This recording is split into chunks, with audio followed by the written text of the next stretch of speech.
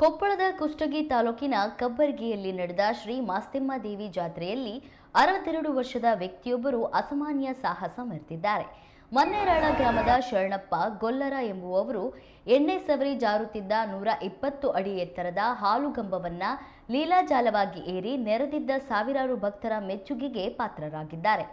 3 ವರ್ಷಕ್ಕೊಮ್ಮೆ ನಡೆಯುವ ಈ ಜಾತ್ರೆಯಲ್ಲಿ ಯಾದವ ಸಮಾಜದವರು ತಂಡೋಪತಂಡವಾಗಿ ಭಾಗವಹಿಸಿದ್ದಾರೆ. ಕಂಬದ ಮೇಲೆ ಕೊಬ್ಬರಿ ಉತ್ತತ್ತಿ ಕಟ್ಟಿರಲಾಗುತ್ತದೆ.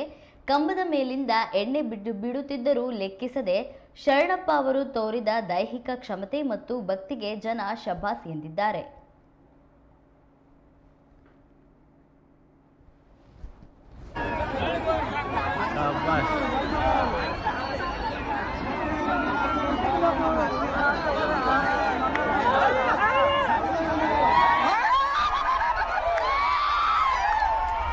ಹುಡುಗಂದು ಬರೀ ಹುಡುಗ ಸಪೋರ್ಟ್ ಬಲ್ಲಾಟ ಕೊಡಕತ್ತಲ್ಲ ಹುಡುಗ